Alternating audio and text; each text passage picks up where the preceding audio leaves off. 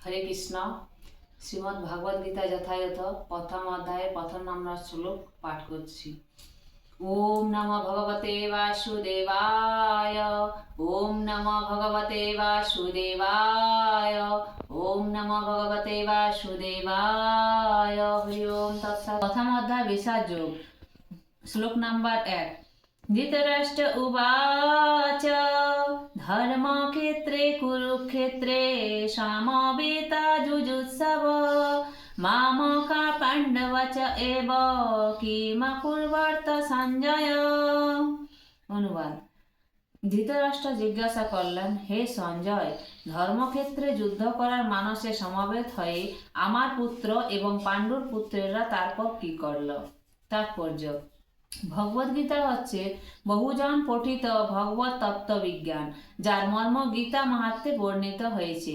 সেখানে বলা হয়েছে ভগবদ্গীতা পাঠ করতে হয় ভগবত তত্ত্বদর্শী কৃষ্ণ ভক্তের তত্ত্বাবধানে।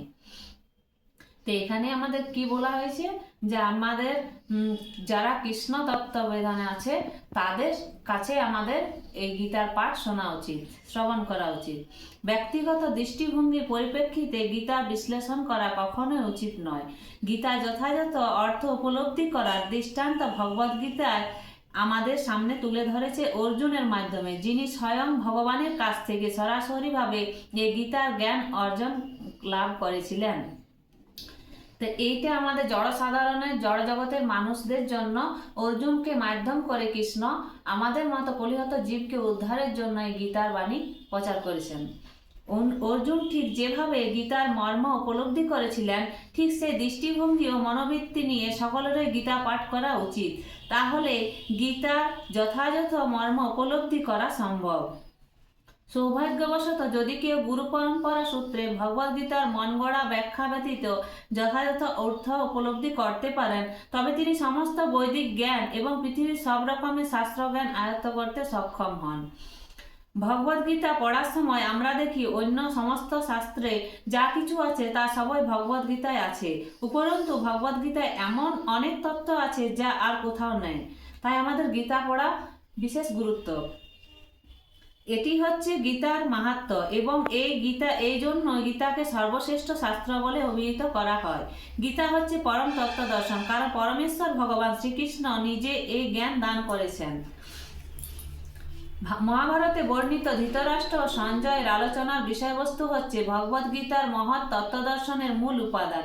এখানে আমরা জানতে পারি যে এই মহৎ তত্ত্বদর্শন প্রকাশিত হয়েছিল কুরুক্ষেত্রের রণাঙ্গনে, যা সুপ্রাচীন বৈদিক সভ্যতার সময় থেকে পবিত্র তীর্থস্থান রূপে খ্যাত।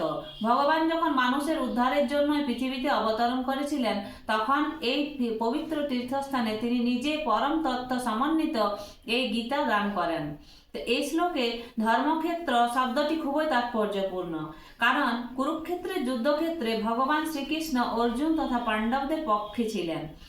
দুর্যোধন আদি কৌরবদের পিতা ধৃতরাষ্ট্র তার পুত্রদের বিজয় সম্ভাবনা সম্বন্ধে অত্যন্ত সন্দিগ্ধ হয়ে পড়েছিলেন। দ্বিধাগ্রস্ত চিত্তে তাই তিনি সঞ্জয়কে জিজ্ঞাসা করেছিলেন, আমার পুত্র ও পাণ্ডুপুত্ররা তারপর কি করল?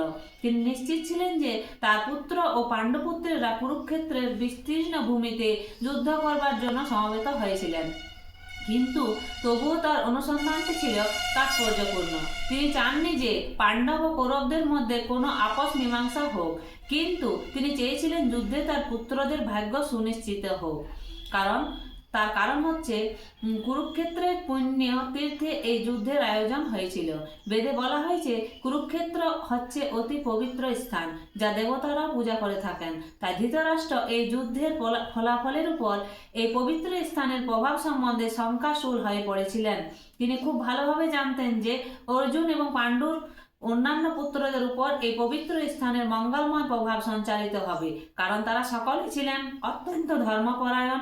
সঞ্জয় ছিলেন ব্যাসদেবের শিষ্য, তাই ব্যাসদেবের আশীর্বাদে তিনি দিব্য চক্ষু প্রাপ্ত হন, যার ফলে তিনি ঘরে বসেও কুরুক্ষেত্রের সমস্ত ঘটনা দেখতে পাচ্ছিলেন। তাই ধৃতরাষ্ট্র তাকে যুদ্ধক্ষেত্রের পরিস্থিতি সম্পর্কে জিজ্ঞাসা করেন। পাণ্ডবেরা এবং ধৃতরাষ্ট্রের পুত্রেরা ছিলেন একই বংশজাত, কিন্তু ধৃতরাষ্ট্রের মনোভাব এখানে প্রকাশ পেয়েছে। তিনি কেবল তার পুত্রদেরই কৌরব বলে গণ্য করে পাণ্ডুর পুত্রদের বংশগত উত্তরাধিকার থেকে বঞ্চিত করেছেন।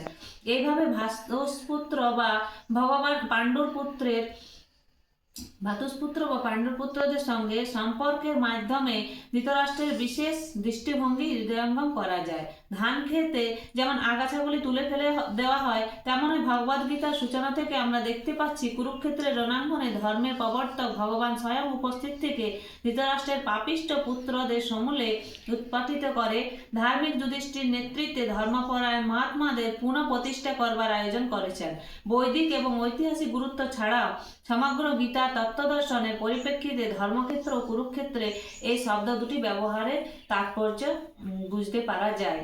তো এখান থেকে আমাদের কি উপলব্ধি হচ্ছে, যে যেমন ধান গাছের আগাছাগুলিকে যখন ধান ক্ষেতের আগাছা হয়ে যায় তখন সেগুলো কি তুলে ফেলা হয়, কারণ ধানটা আরো বেশি গ্রোথ হবে। তো তেমনই আমাদের হৃদয়ে যত যে মল আছে সেই মলগুলোকে ত্যাগ করতে গেলে কি হবে, যে আমাদের গীতা ভাগবতম পড়তে হবে। গীতা ভাগবতম আমরা যত শ্রবণ করব, যত প্রচার করব, যত পড়ব, ততই কিন্তু আমাদের হৃদয়ের যে মল সেই মলগুলো নির্মল হবে, আর চিত্ত কলুষিত হয়ে আমরা ভগবানের ধামে ফিরে যেতে পারবো। হরে কৃষ্ণ, হরি বল, প্রণাম।